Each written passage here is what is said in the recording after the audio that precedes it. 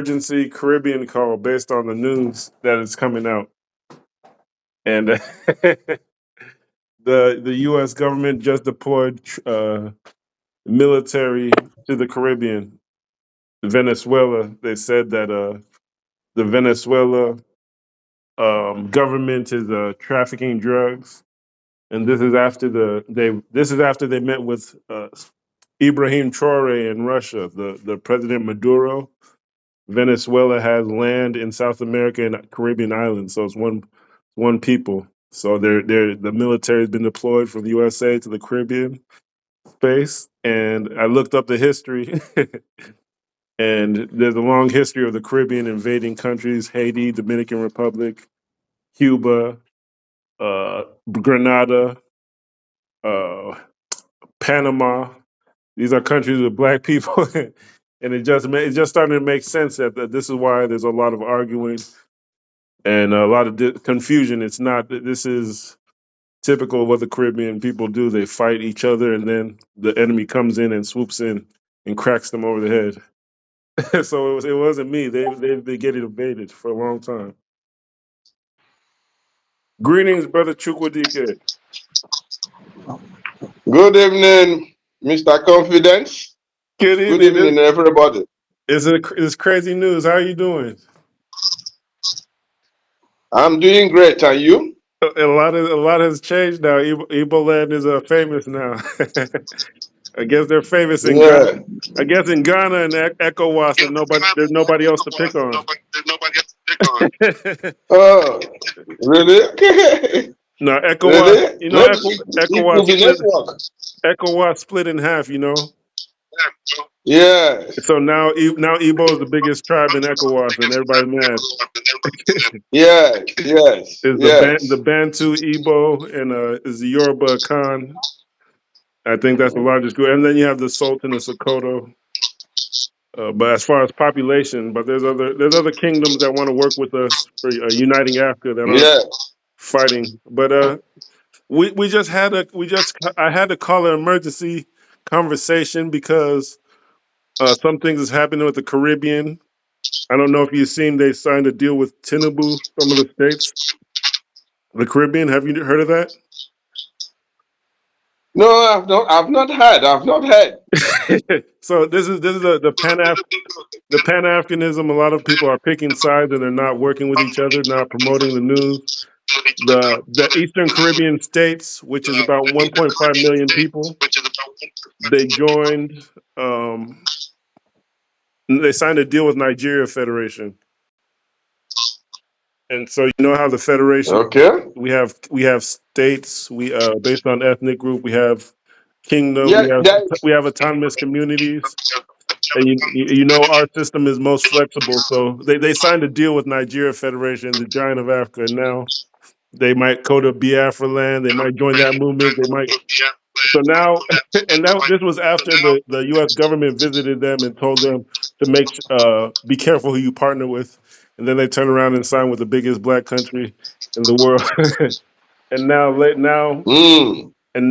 now the U.S. is deploying troops to or military to Venezuela, Caribbean area, and they're deploying 200 mercenaries to invade Haiti. They're sending assassins to Haiti. So everybody connected to Igbo land, Yeah.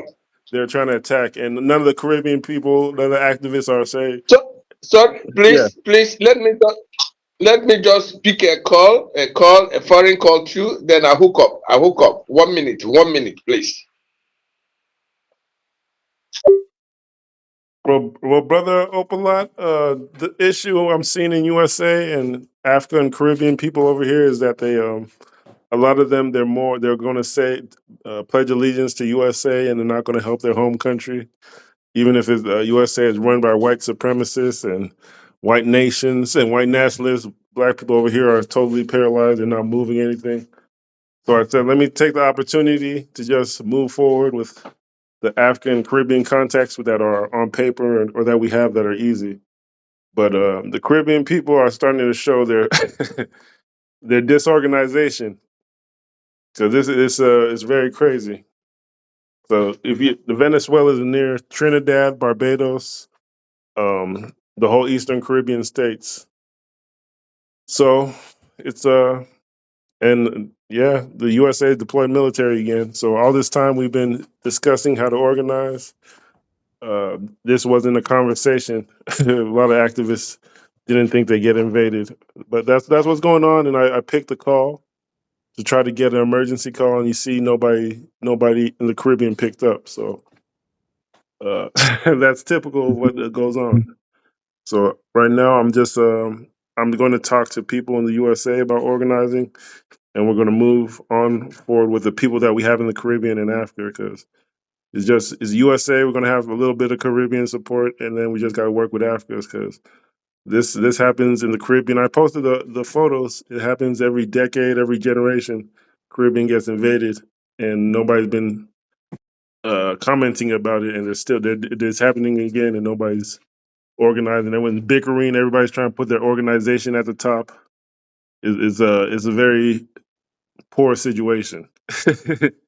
But that was what the call was. I was trying to get Caribbean people on the call, but the people I reached out to, their government's already signed a deal with Nigeria. So even if that grassroots don't like it, their government is part of Africa right now.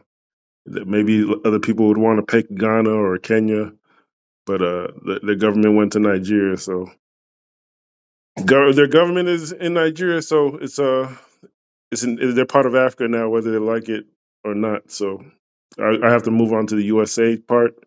I'm going to try and focus on Haiti and Jamaica too. But the Eastern Caribbean states are part of Nigeria Federation now. So we just have to focus on Africa and they'll come on board.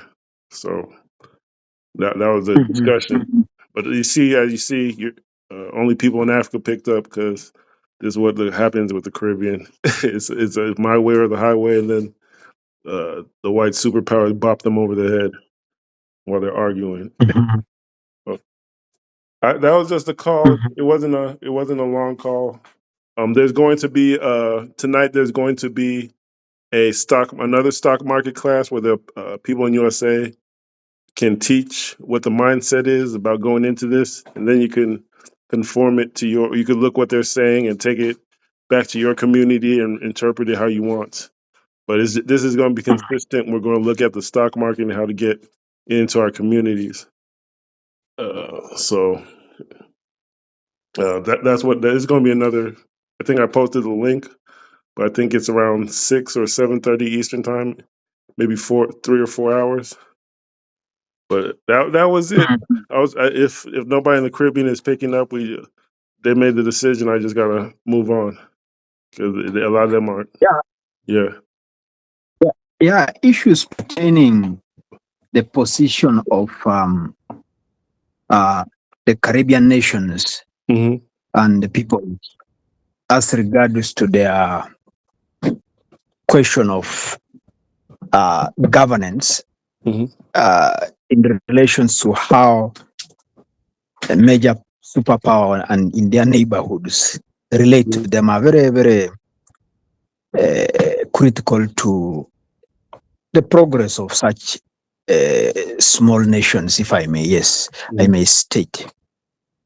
You definitely notice that from your summary, which is known everywhere, it has always been the powerful neighbor uncomfortable with how the Caribbean countries govern themselves.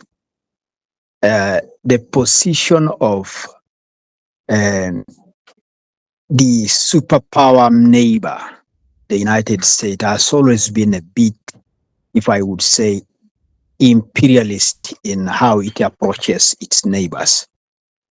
That position seems to have not changed. The idea that these Caribbean countries are largely relics of colonial empires of times ago. Britain and France, and then also you have the post-colonial superpowers, and like China, and now you have the United States as well. And you, of course, don't forget Russia, because Russia did not participate in the agenda to dominate other countries in history. It is always identified with the desire to work for independence of some of these countries, like Africa. A great number of independent countries got their independence courtesy of the support from Russia. So this situation of Africa has some parallels with the Caribbean countries. First of all, the largest portion of citizens of those countries have African origin. Okay, they are more connected culturally, more connected historically with Africa. And two, they also have a kind of an African way of doing things. That's why socialist mentalities or ideologies tend to be very popular among them, because they do things communally.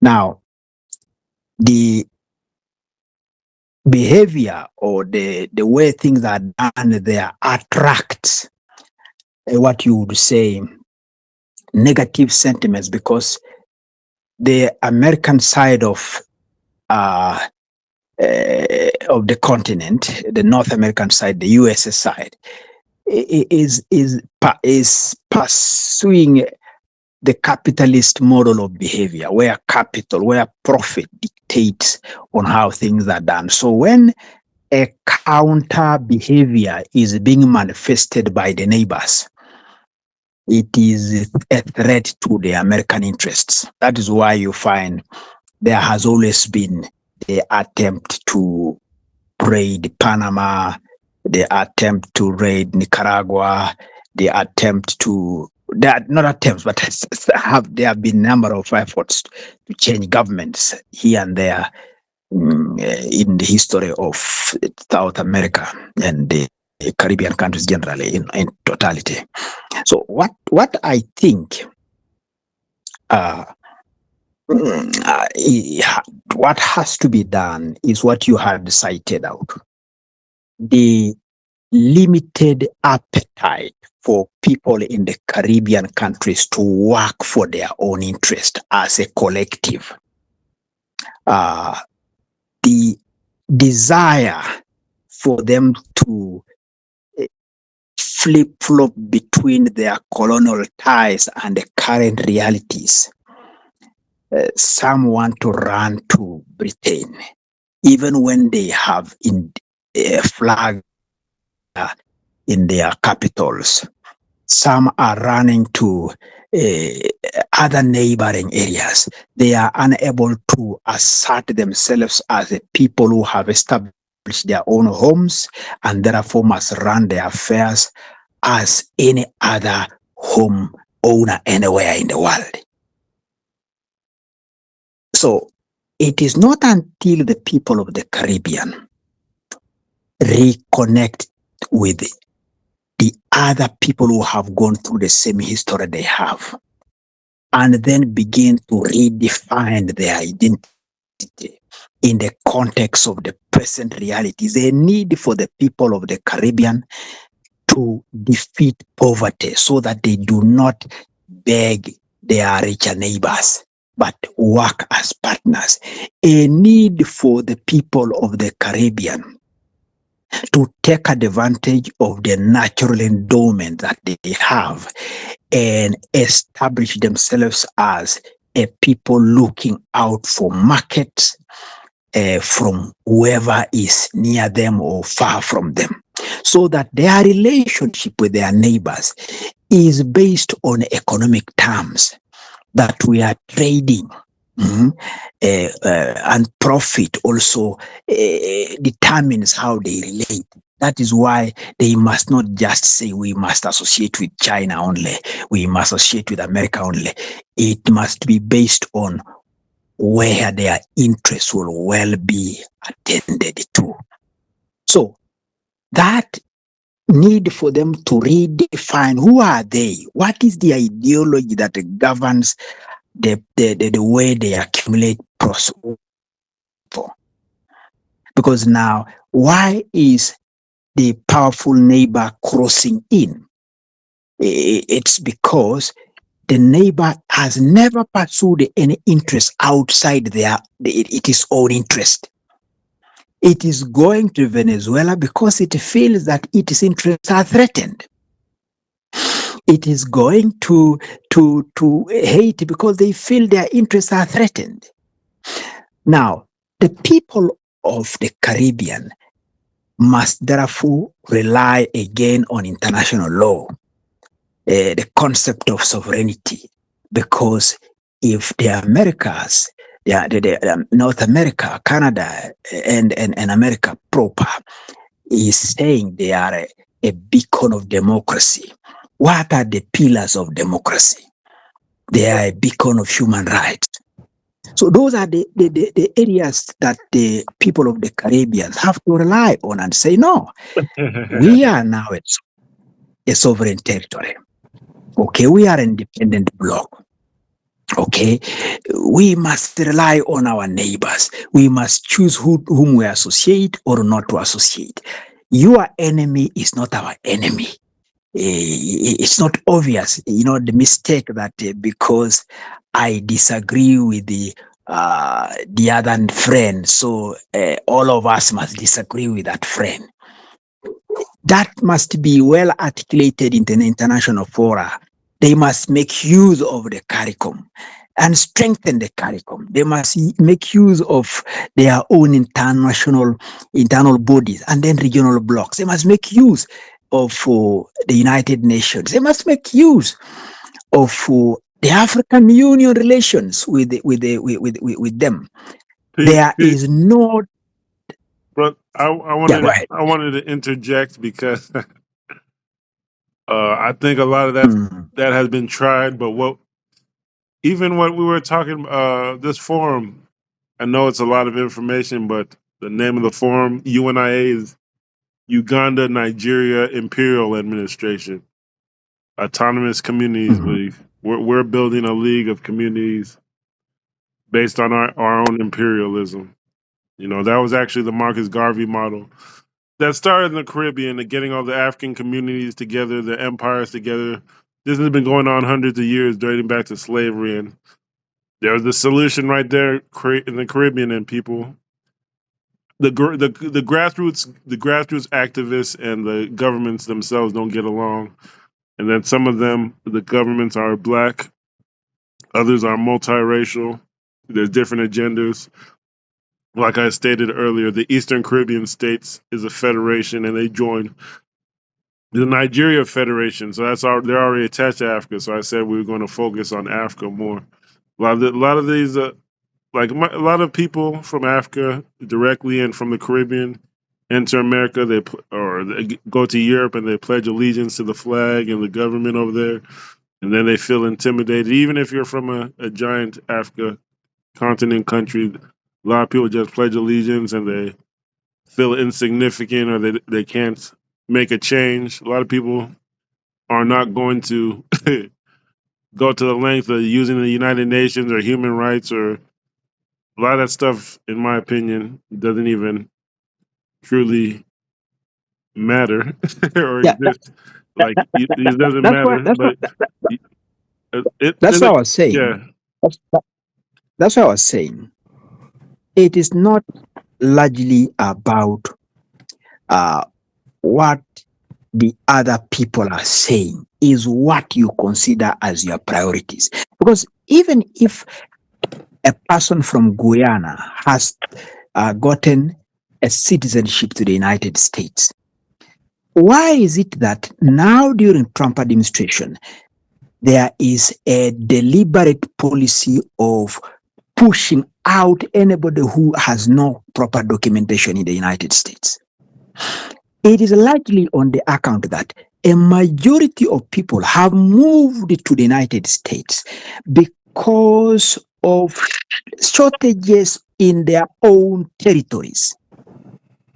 They are not able to get the basic amenities that governments provide for their citizens. So it has to be an awakening within those who run the countries in the Caribbean countries, in Africa and the other parts of the world. Of course, there are homeless people everywhere, including the United States, including Britain, including everywhere. But then, if your people are moving out of Nigeria to the United States, what is attracting them there? Most likely, maybe they have better universities, maybe they have better schools, or maybe they have more advertised, better equipped hospitals, maybe they have good roads. These are basic standards of any developed nation. It is a call upon the leaders, whether they are in the diaspora of the countries where they come from or they are at home, to do exactly what ought to be done in terms of catching up with the rest of the world.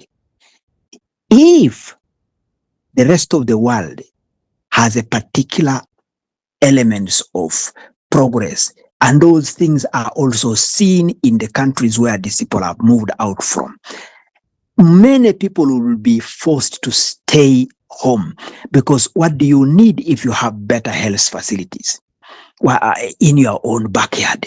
What do you need again in the United States if you are able to move from one part of your country to the next part of the country in just less than 10 minutes, 20 minutes, because you have a super metro moving around your towns or your villages?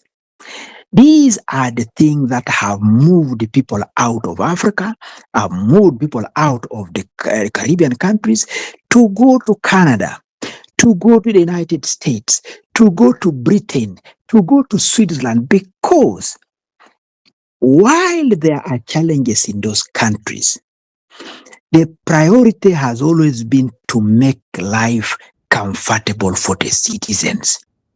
If it is roads, they build roads.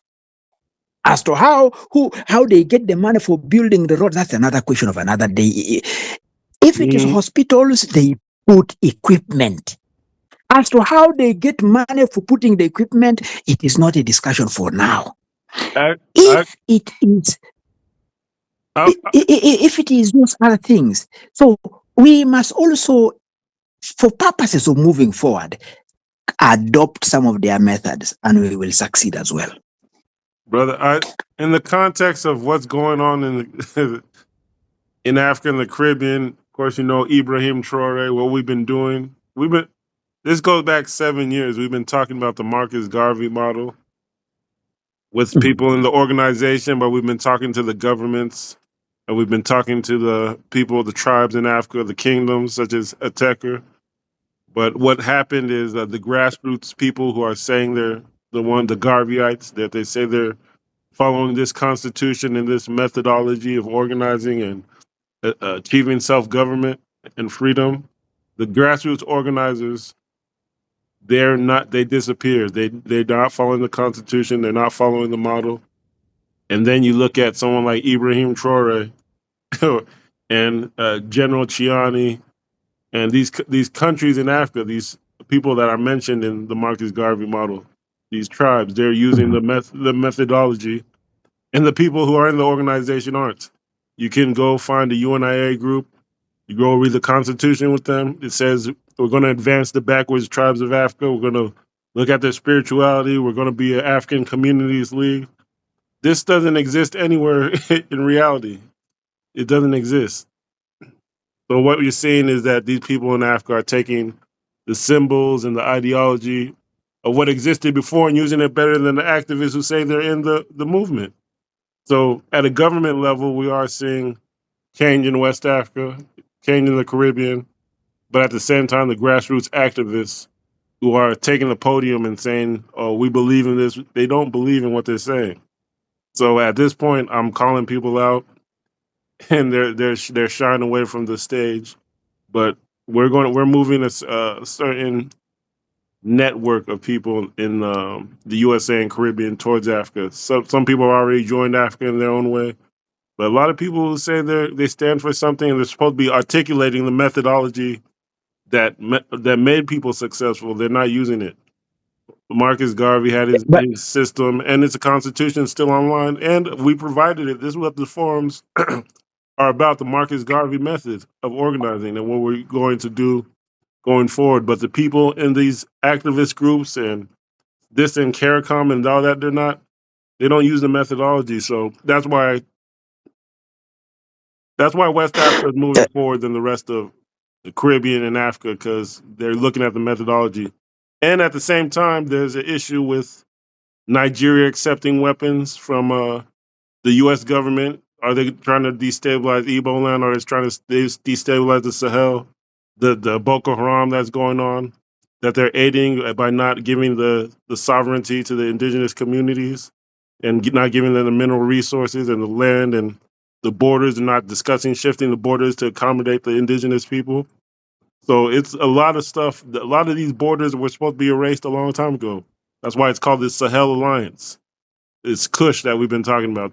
So a lot of the stuff that mhm. we talk about, the ideology of UN, United Nations and African Union and 6 regions, all that is out the for some of us, it's out the window. Some of us are not No, using that methodology. We're just looking at the indigenous uh, Garveyism, the African fundamentalism.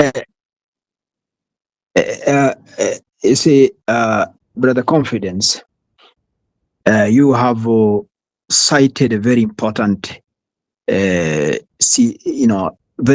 powerful examples which are happening now. They are not things of the past. We would say the modern Garveyism. The ASAL, that the Sahel Alliance, which is being pursued by young men like Goita, Traore, this Shani. is the Antiani. These are modern, I would say, incarnates of the Garvey approach. Their emphases are clear.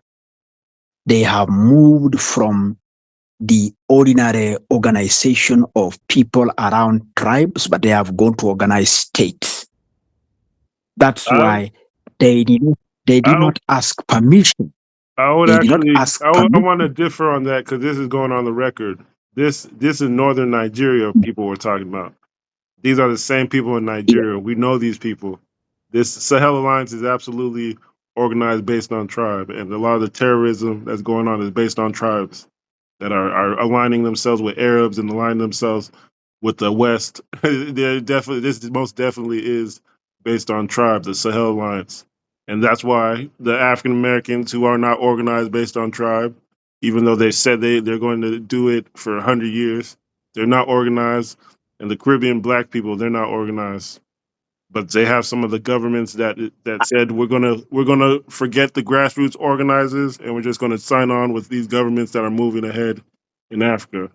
But the Sahel Alliance most definitely is organized on tribes. If you look at the Azawad secessionist group, the Tuaregs, the Berbers that are accused of terror, like if you look at the Fulani that are having an issue with the Masi, which is the dominant tribe of Burkina Faso. If you look at the assassination of Thomas Sankara, where he was insulting the indigenous tribal king, the Mogo Naba. This goes back years. People have been lying for years, decades about what's going on in West Africa, and that's why, as even if you look at Ghana repatriation, return to African citizenship, a lot of that stuff in Ghana is based on tribalism. Northern Ghana, Burkina Faso is Northern Ghana. The king of Burkina Faso has to come to Ghana. That's his homeland, and he has to get crowned.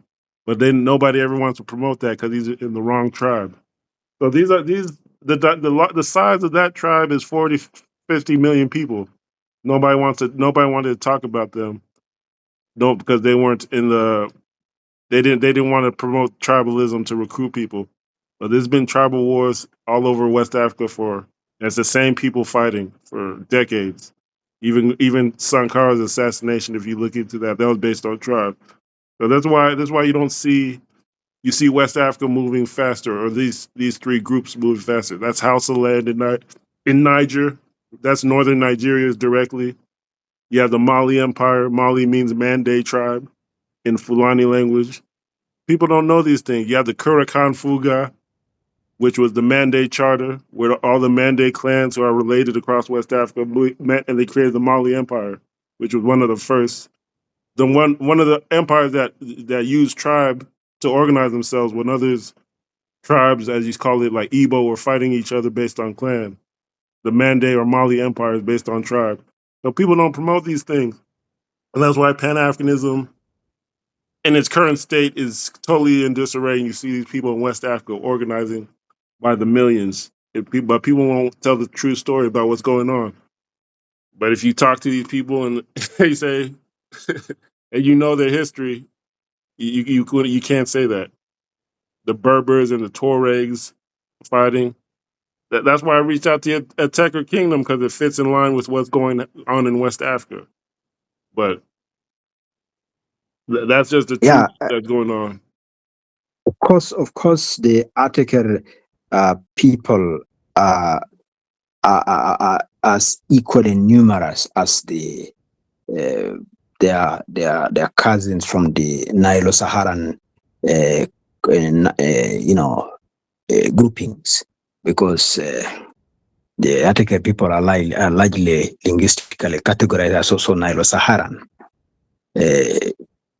We are in the Horn of Africa, Great Lakes region. We number close to about also 30 million people, because we find ourselves in Sudan, in South Sudan, we find ourselves partly in Tanzania, we find ourselves in Uganda, we find ourselves in Kenya, we find ourselves in the Democratic Republic of Congo. And so we are cross-border populations. And so our commonness in cultural identity, our commonness in terms of our history, and being the people from the cradle of mankind in the Ethiopian Omo Valley, Turkana Basin, it gives us a sense of unity as one people. And so therefore we associate to one another in terms of language, in terms of our pastoralist background, though we are now, many of us are settled farmers. But you see, if you parallel that to what you referred as the Marcus Garvey vision, Marcus Garvey was a very awake citizen of the world. He wanted to unite Africa, home and diaspora. He pursued economic self-reliance as the bedrock of his push for progress of the black race. He was culturally proud. You know, you would see that from how he articulated himself, how he was thorough with the history of his people, where they came from, and what they ought to do wherever they were, and where they need to go. That was a powerful blueprint which guided his thinking on leadership and on how to organize his people at the time. Of course, now you will definitely see that these ideas, even as they were articulated several years ago, we can still adapt them and avoid the pitfalls that he found himself in. We can, now the African is in the Caribbean, the African is in Europe, the African is at home, the African is in Americas. We must be able to pursue, even as we organize ourselves culturally. We know we are Africans. We know we do what we are doing. We have a powerful attachment to spirituality. But nobody eats being a tribe. You can't be a tribe on the table and say, let us have supper today. We must begin to pursue wealth creation using our numbers. That's why I appreciate you when you bring in the issues of generating wealth from issues of stocks, from ethnic nationality trade, building alliances. Why is it that it is not possible for the people of Atekere to eat oranges that are coming from Nigeria? But it is easy to find a supermarket in Nairobi, apple that is coming from another part of the world. We must fix those issues.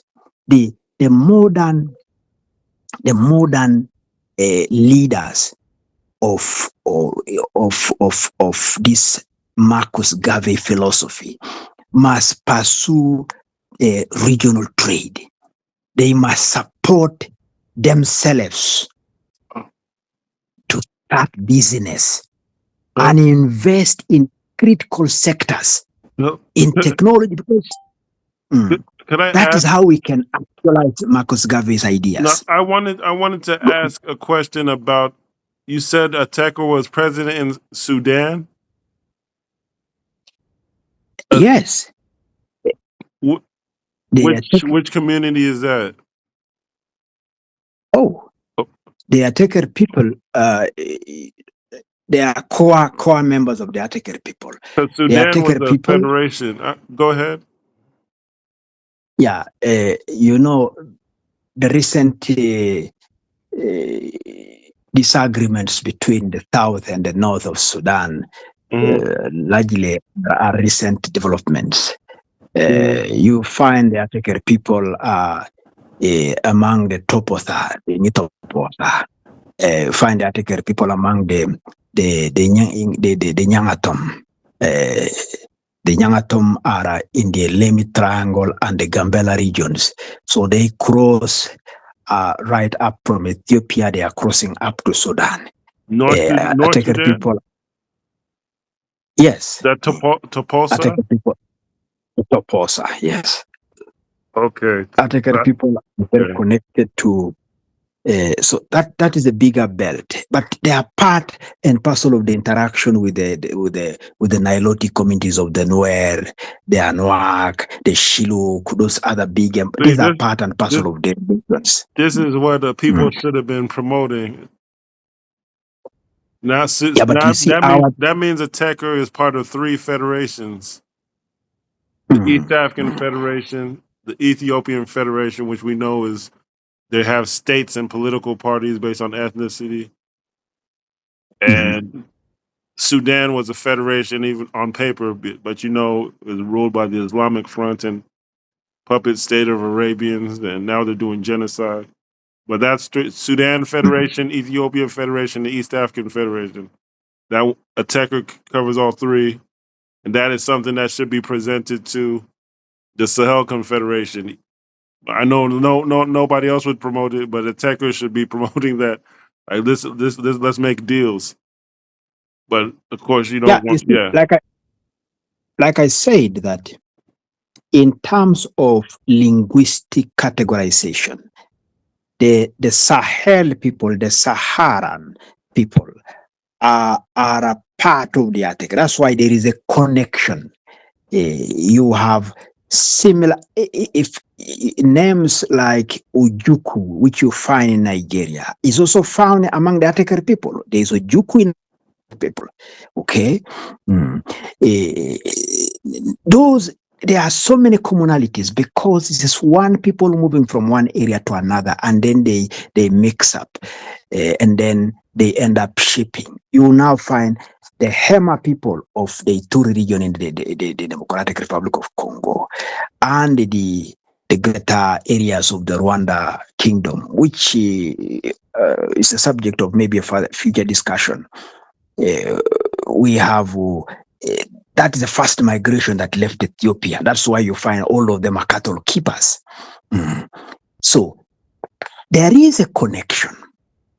And that connection is more stronger than the national boundaries.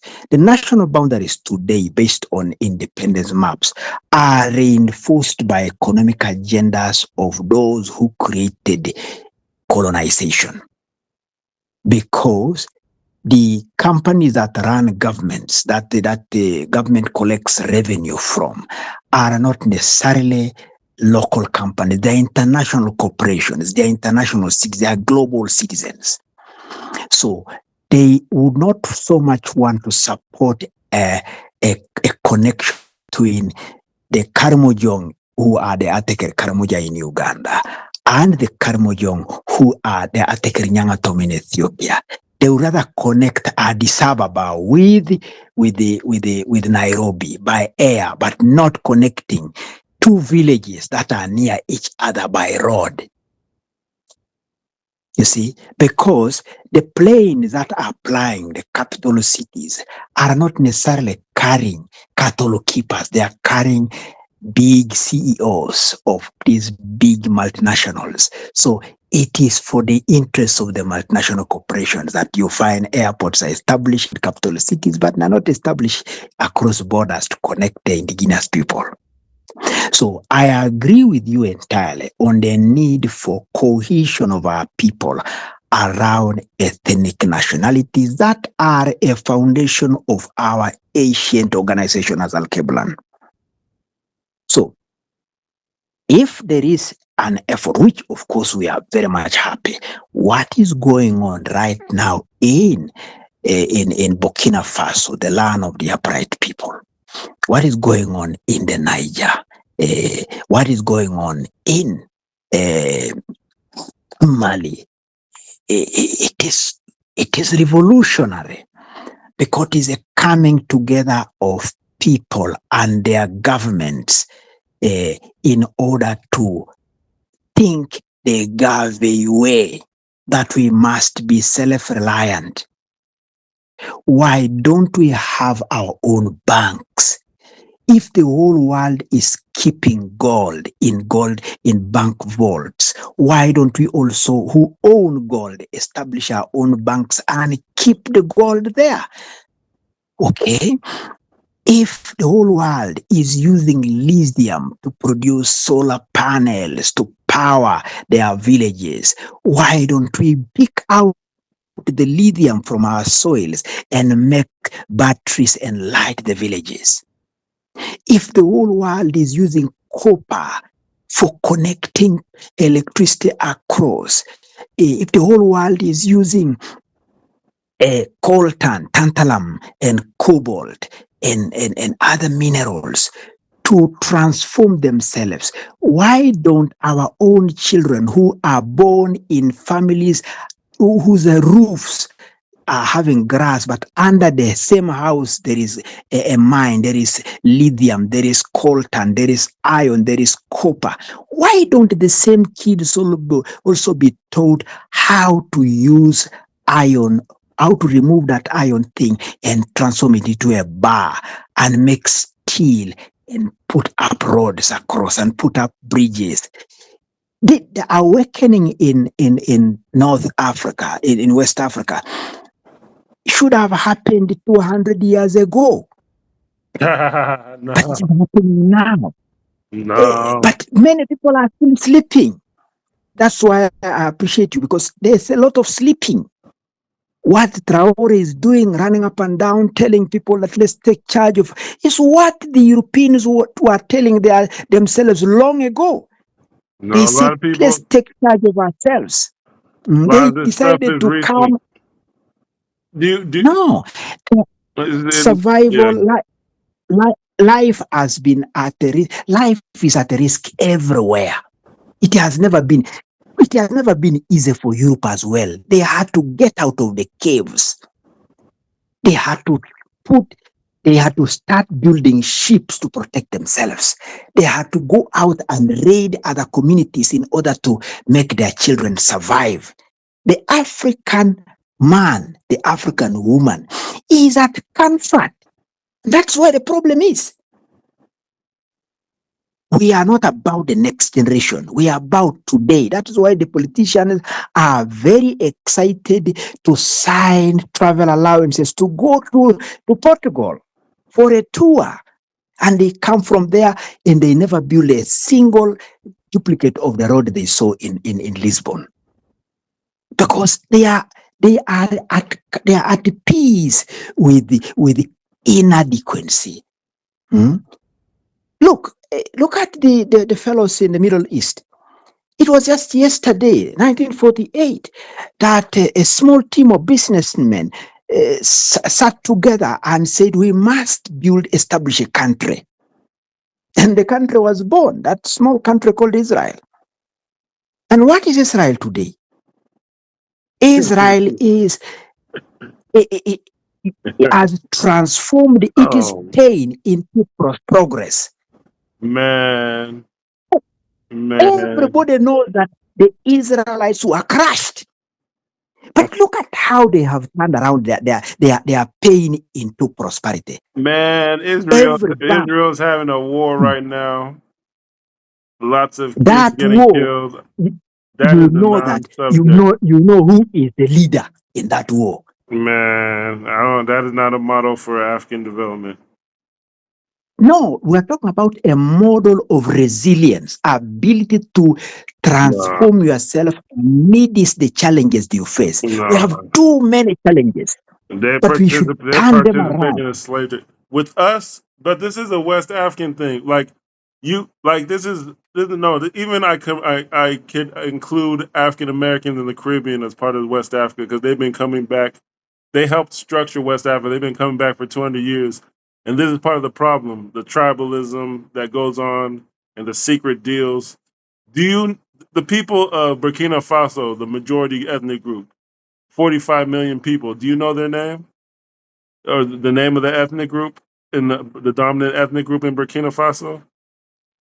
It's 45 million people. Mm-hmm. And as an African, you don't know that. You don't know that, but Pan-Africanism is supposed to promote these things. It's between those three countries, that's like 200 million people.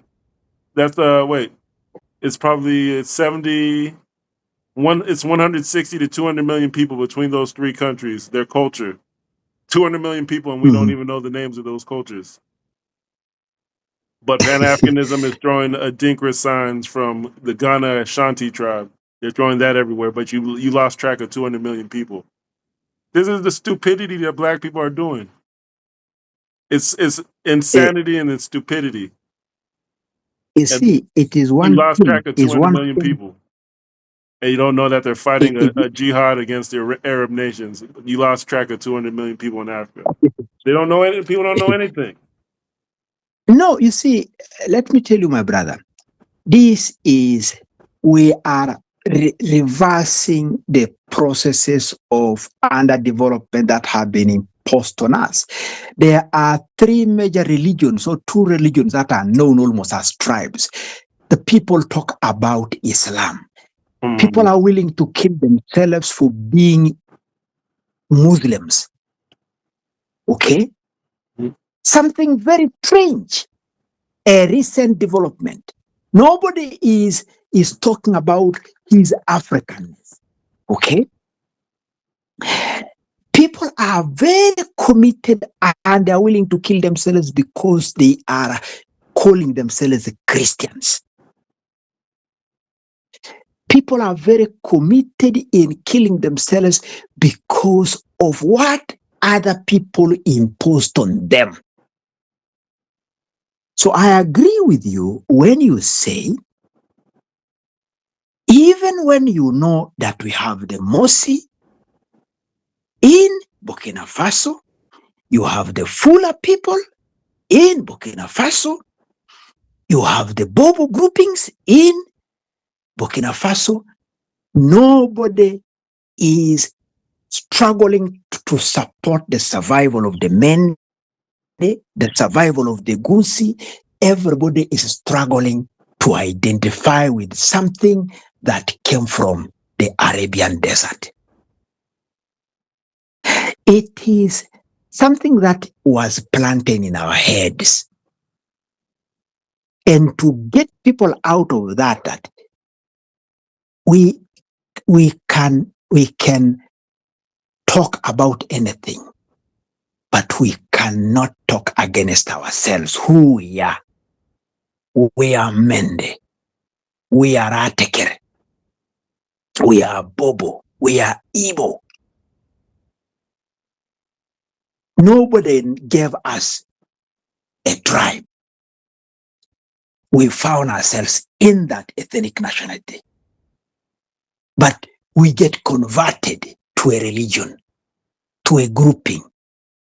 These are human creations. We create countries,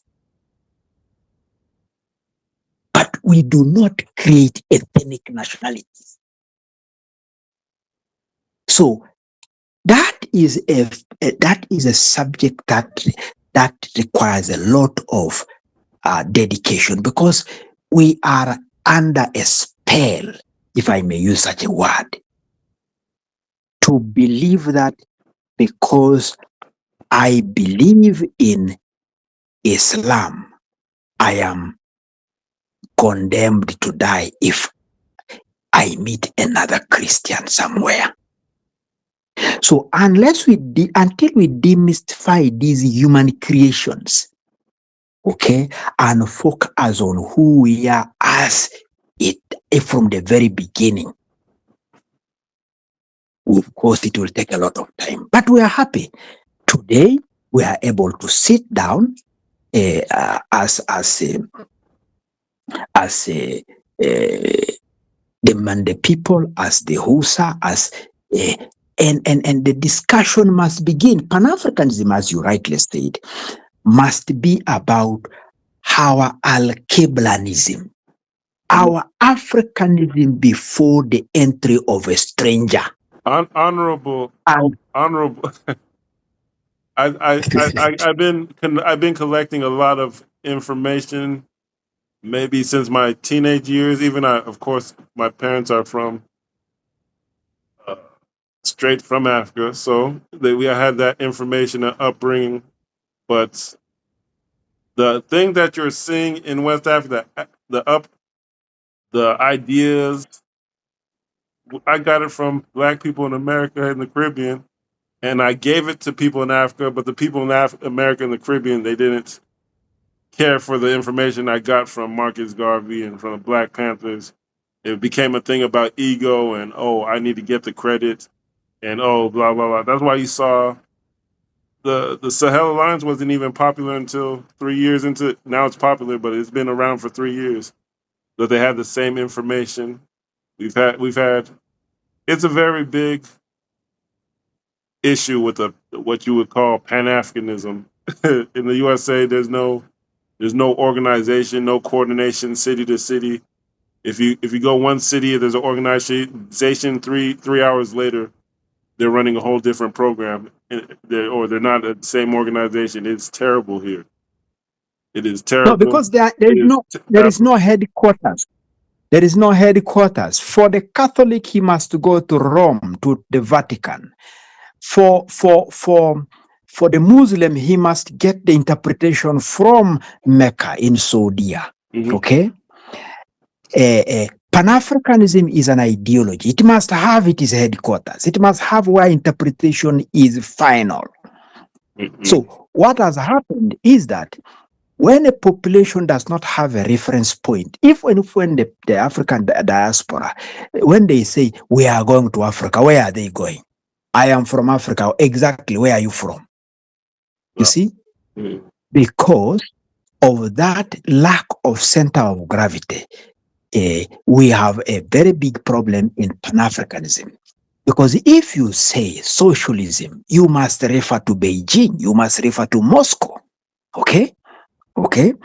But for our concept of ideology and how we govern ourselves, on how we lead ourselves, we have the global Pan-African movement has never bothered to establish a headquarters for itself, where they interpret the ideology, where the instructions come from, where the ideology is tailored towards the new development, the emerging trends. Unless the African in the diaspora, that's why we have been emphasizing that the article where history has confirmed that the origin of mankind, the oldest human beings have ever emerged from or started staying, where creation started, is in the Atekere area, in the lower Omo Valley, in the Turkana Basin. Okay? That's why we are saying those who are calling themselves Pan-Africanists, those who are saying they are who they are, should come to Mount Loima and establish the headquarters where humanity started, so that they can begin to come there and establish their Mecca there, where they can interpret African behavior, African tradition, African political thought, African cultural thought, African governance system. They should come and study our clan organization and build themselves around. Without a headquarters, even a God does not govern from everywhere. He has a headquarters called heaven. That is where everybody sees the kingdom of heaven, not the kingdom of everywhere. So Pan-Africanism without headquarters is chaos. Yeah, exactly. I said if in the Constitution that we have, we said we erased the term, we banned the term Pan Africanism. We created a new term. And if you look at the forums, you'll see numbers because these are numbers of Because headquarters. everybody will claim that is a Pan-Africanist even when they don't know what they are saying. I Yeah, agree with you. Numbers can be very consistent. I agree with you. I think it was But if you say imperialism or Pan-African, fundamentalism. African fundamentalism actually is what Garvey was talking about. He said and people, his idea was more fundamentalism. So getting back to the fundamental systems, even back then, he couldn't outright claim paganism or indigenous spirituality. You know, to this day, you know, our indigenous system, you could go into a trance and go to war in an instant. Just by doing the, you go into a trance and hypnotize yourself and go to war. So back then it wasn't even acceptable, but now it might be more acceptable that this is what we do. But he called it African fundamentalism. He didn't say Pan Africanism. Let's all combine 1,000 different theories and see what happens. He said, let's go back to the fundamental systems. Well, Ateker has a better case than most for being a headquarters. In Nigeria, we have the Nile Valley civilization called Kanem Bornu. I think you know Kanem Bornu, extend to Sudan, Niger, Sahel Alliance states. So we have a lot of, between Uganda and Nigeria, we unite most of Africa. But with some people calling themselves Pan Africanists, you'll find out that they won't come because they made a deal. They made a deal 200 years in Lagos, 200 years ago in Lagos. This is how long this has been going on. We have a country called Liberia that's 200 years old. People have been making these deals and making these, uh, you can say, the best out of a bad situation. But at this point in time, things are coming to a head where people have made deals that haven't been for the best interest of all black people, but they've been calling themselves Pan African this, Pan African that. And you're seeing we were missing 200 million people between three countries.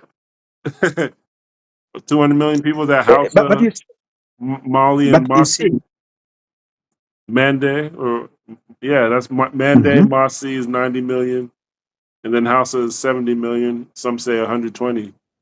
So it's 160 to 200 million in three cultures, and we've never had a meeting, and we're calling ourselves Pan Africanists. You never thought that was a smart thing to have a cultural meeting. The Mande Studies Association, covering 50 million people, including Mali Empire, that everybody ignored.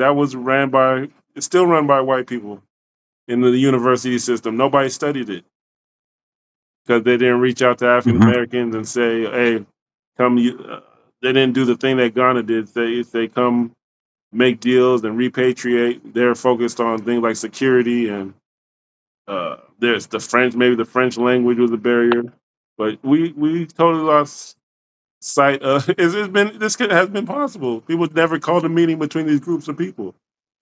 And we say we respect all cultures, and it's only like 2 or 3 cultures in West Africa. And we went out of our way to not call meetings with each other. And now you're seeing the Sahel Alliance. This could have happened decades ago, but people have been calling them Pan Africanists. They're really tribalists. They'll go to this country. They won't visit this region because it's the wrong tribe. Northern Ghana is Burkina Faso. It's the same people. So it is what it is. There's no mass movement here. There's people trickling in to one by one. But we never had a meeting and organized and said, okay, this is the system. It makes sense for the diaspora to work with all Africa or all Africa to work with each other. These meetings could have been called a long time ago, but they're still not being called as far as getting the culture together. The biggest example in Nigeria, 200 million people, they just named 2 tribal leaders as the traditional leaders, and one's not even a traditional leader. He's a religious emir in the pattern of the Arabs.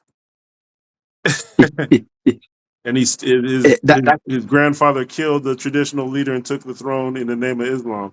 And that's our tradition. That's our traditional council. That's our traditional leader over 200 million people. A jihadist emir is not a traditional leader. Because the conqueror writes the history, and that's what is happening. We like, when you are naming people, we call the leaders are called Ijaka. The military people are called the Kajiok. We still maintain because a large number of our people resisted the domination. The Karmojong were not dominated. The Turkana were not dominated. The Nyangatom in Ethiopia, the Toposa continued section of the Teso. But that's why we still maintain our terminologies. And even when we are having a lot of challenges in poverty as people, but we know who we are, and we do not give other people's titles into our heads, especially the conqueror's titles. No, we don't. That is what I would still say a look back on the Garveyism, the concept of self-reliance. West Africa is a huge part of Africa in terms of population. Yes, of course, Nigeria being the most populous part of Africa, should have presented a model of cohesion and progress. I agree with you, of course, but you see, you must understand that we are still dealing with a conquered population. Then nobody has been able to, this generation that is now able to articulate clearly what happened to Africans, because they are able to interact on internet, they are able to interact by movement, they are able to connect now with the diaspora. For a lot of time, people even didn't know that there were sons of Africa that were stolen. Can you imagine stealing your children and taking it to build other civilizations? And that story is just beginning to trickle through Facebook, through social media, through the chat rooms, the groups that you are creating all over here and there. That is why I encourage you, those of you who have the opportunity, never give up educating our people on social media, telling these narratives in all platforms, because there is a generation that did not know that a section of people in Africa were stolen. That a certain group of people came and arrested free men and chained them and took them across the oceans and killed them and raped their mothers and produced another group of people that do not know their mother, but they know their father.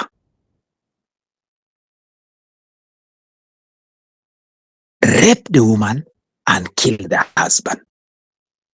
And let the child born know his father, who is a military, and call his name himself by the father's name, not by his mother's clan. So what is going on right now is the most important aspect of human organization, awakening. The people who are awakened are not many. So you should never give up because you are a one or two. No. Because those who are awake, not everybody gets a vision. Visions are only given to one or two people by the ancient of days. That one person, he is given a burden and is perceived as a mad person by that generation. He is perceived as a stupid character. Among his contemporaries, he can be totally misinterpreted, misunderstood. And such a person may pass on even with no recognition. But in the generations to come, that becomes a rallying point for everybody. So this struggle is not about this generation. It is a struggle for the next generation, the generations to come. So nobody should give up. It's a journey that must be handed to the next group. It's a baton that must be passed on. So among the people in the diaspora, among the people in West Africa, and among the people in Eastern Al-Keblan, those who are in the Southern Al-Keblan, those who believe, we have heard about 3,000 chiefdoms and kingdoms in Africa. There has not been a confederacy or a federation of chiefdoms with a central headquarters.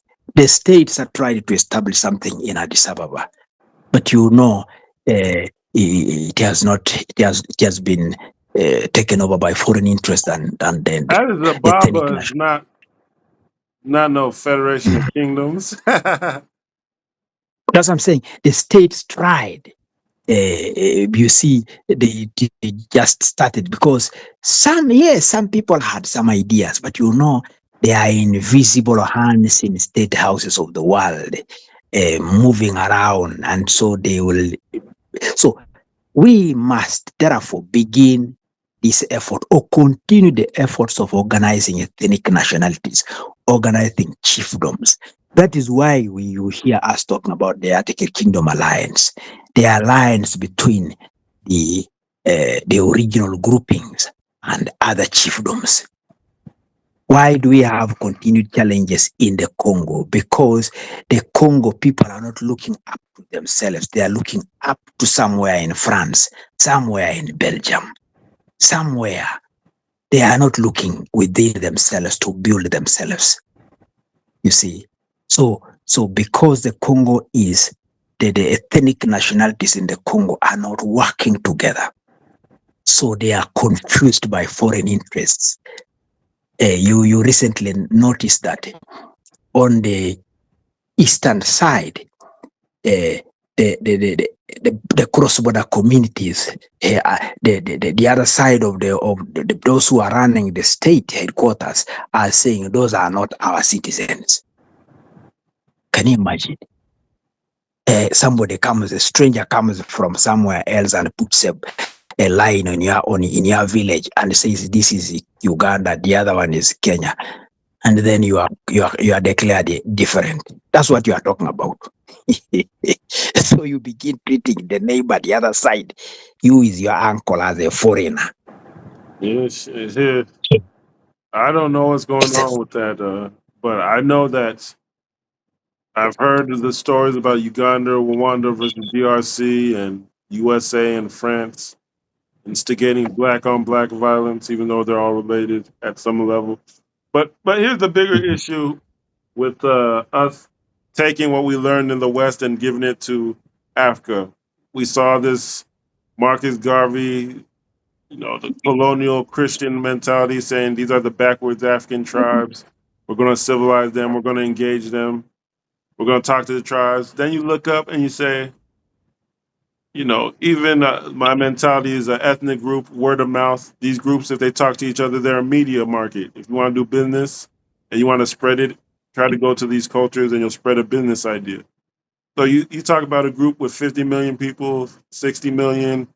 These groups try to get to their cultural leaders and say, hey, this is the Ateker Kingdom. We're in Ethiopia Federation. We're in Sudan Federation. We're in East African Federation. We have access to the Congo minerals and people. We can make the peace. We have access to 3 federations, and we could set the table for Africa to unite. West Africa, you have these large markets and communities and 4 federations.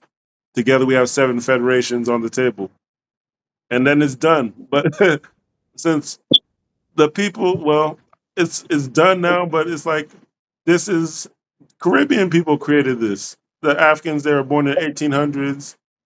Maybe some of their parents were born in Africa, even or enslaved, and they were born in Africa. They knew how to do this, and they passed it down, and that people over time ignored it.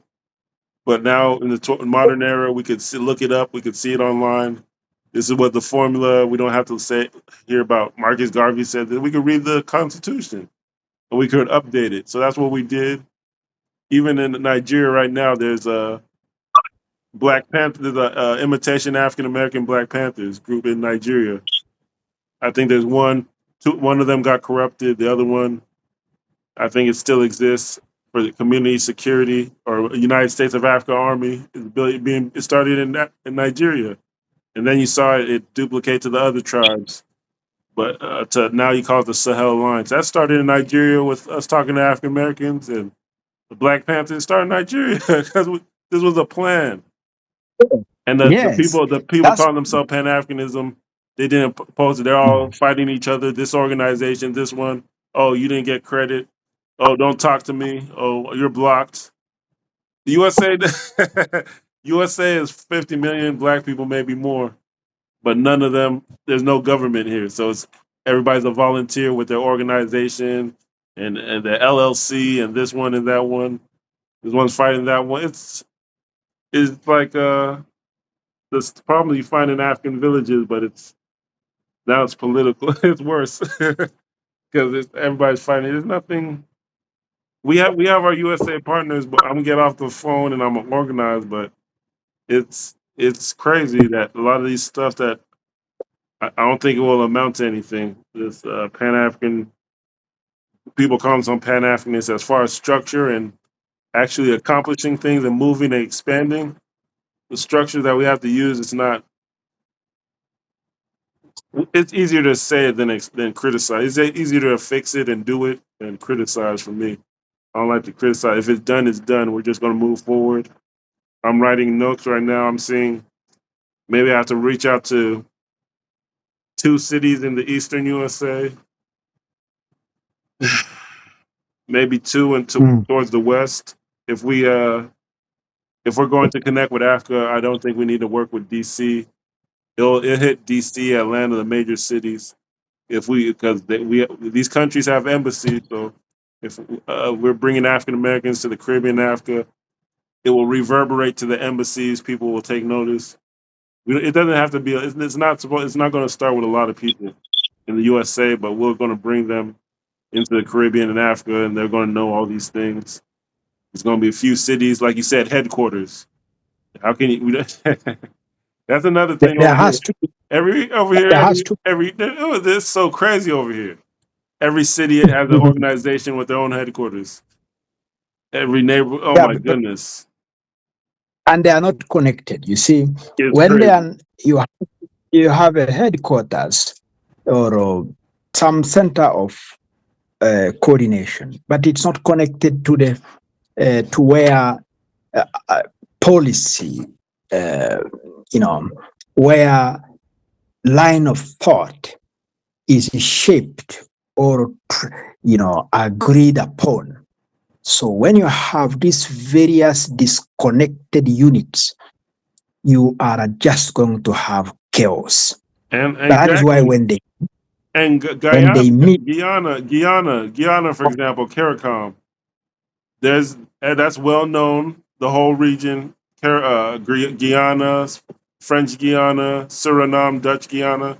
This was known as the three Guyanas with different colonizers. But the British brought in Indian people to dominate the black West African people who had lost their identity. So it's Indian people dominating blacks in Guyana, and then then there's supposed to be an African village system in Guyana that's been abandoned. The African village project.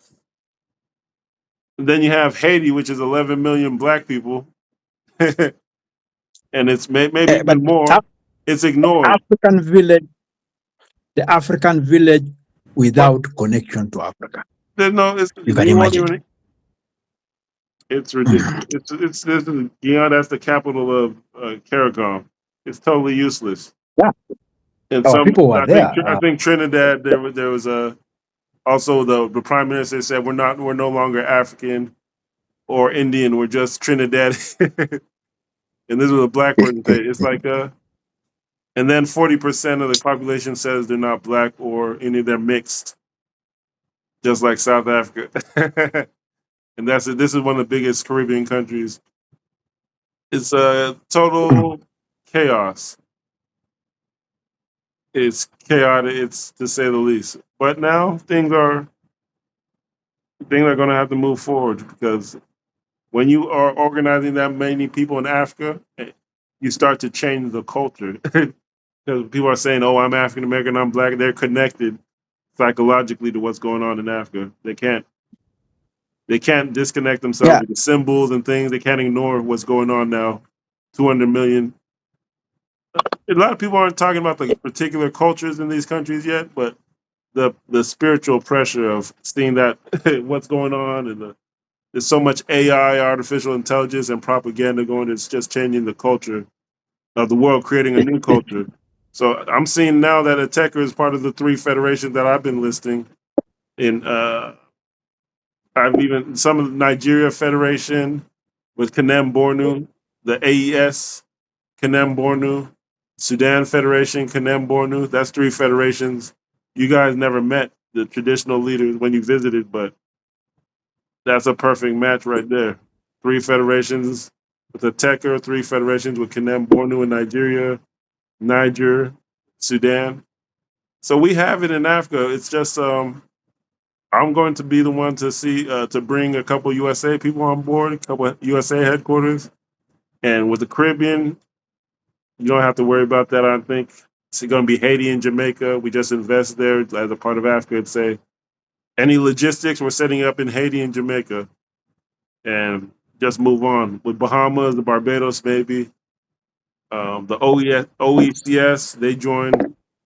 Their government joined. So individual activists, I'm not concerned with setting up things in Nigeria and Uganda and Africa. That's enough. People can join if they want. It's not about chasing people at this point. So we have three federations of Ateca that Ateca belong to. We have four federations in West Africa. OECS that makes five. I've seen some things going down in Zambia where it's going to be another federation. Well, maybe not transparently because of the white nationalism in South Africa. It puts a lot of pressure on the Southern African region. Just the presence of European diamond thieves and land thieves in Angola and all through SAD, all throughout SADC. So it's European dominated piracy. And then black people aiding and abetting it. So I think the federation, the pressure has to be on the federations that are in East Africa and West Africa.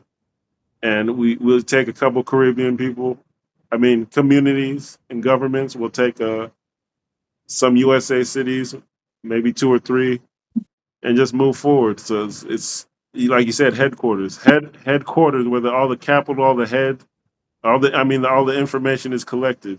Not jumping city to city. This organization, this prince, this title person. It's total chaos. But things are moving forward. So this was a call to see who would join. The call from the Caribbean, and as we see, wasn't a high turnout. So that just confirms what I was saying with some of the people weren't taking it seriously, and I had to move on to a new team. So it's going to be a couple of USA cities, but the Caribbean nations are already predetermined. It's probably going to be Jamaica, Haiti, Maroons councils, and it's going to be I think with the USA team, they have Barbados and Bahamas connections. So we'll try and look at that. But these Caribbean governments, they can come to Africa if they want to. But we're not going to chase. I'm not chasing anybody because a lot of them made deals, or they knew our plans and they went a different way. So it's some of that ego, and I don't know. Maybe I don't want to say it's a hidden hand, but I think it was ego. But all right, I think we can end the call. It was a good call, and the more going forward it's just going to be a small. It's going to be a few cities that we work with in USA and the Caribbean. I don't think I'm going to worry about that too much because they have structures, they have community development offices. That's more of a professional government level thing that could be handled. And the USA is more grassroots, and I'm going to work on that. And I've narrowed down the cities. I've narrowed down the cities. But in the Constitution, I want to share it again when we get off. But I think it was called African fundamentalism, and it had other names about our system. It's more about indigenous federations, collecting communities and making a mass movement. And we've seen it happens. A lot of this stuff I could trace back and show how I've been involved, and how Nigeria was involved. And we have 4 federations in West Africa now. The 5 if we count the ECS, OECS, but a lot of Pan-Africanists aren't going to promote it because they're not involved. It doesn't make them look good on their resume. But it's a sad situation where they're not involved in any of what we're seeing in mass movements in terms of Ouagadougou Kingdom. It didn't have a lot to do with the people calling themselves Pan-Africanists in the West. I don't think they can take credit for this. But I've been watching for a long time. But I'm gonna end the call, brother. And I'm glad that you gave me a good information. And I think this broadcast is informative. But we have the federations in Africa just to work together now. And the thing is, we're not going to see a lot of Pan-Africanists so-called promoting this. If you remember back to the marches with Ibrahim Traore, you saw the outcome in France where it was thousands in the streets, and then you saw it in the USA where it's maybe, I think New York had the biggest turnout, maybe a few hundred showed out. But even in USA, we see a lot of people with Ibrahim Traore shirts. It definitely changed the culture here. People definitely know about him. The common day people, it's been effective. But as far as a mass organization, that would take structuring. That would take a lot, actually. I'm not even going to say anything. That would take a lot. That would take a lot. I thank you so much for having brought me on this call, and then having had the liberty to allow me share some of my thoughts on behalf of the Atakere people that I represent, that I lead, and on behalf of the elders of the Atakere. We are in East Africa largely. Our headquarters is in Turkana County, which is just behind Loima. It is between these other countries, South Sudan, Uganda, Ethiopia, and we are proud to identify with the fact that the origin of humanity is where we all started, is our home. So we are confident to shape the narrative on who we are as a human family, and the role that we must play in influencing the thinking among the diaspora, the sons of Africa that were arrested, captured, and held and stolen to other parts of the world. Okay. And therefore, with new realities. So I am very happy that you have been able to. So let the struggle continue, let the narratives continue. And Okay. This is thank you. interesting. This is actually an interesting thing I wanted to ask. And it would be maybe something courageous on your part. Do you have?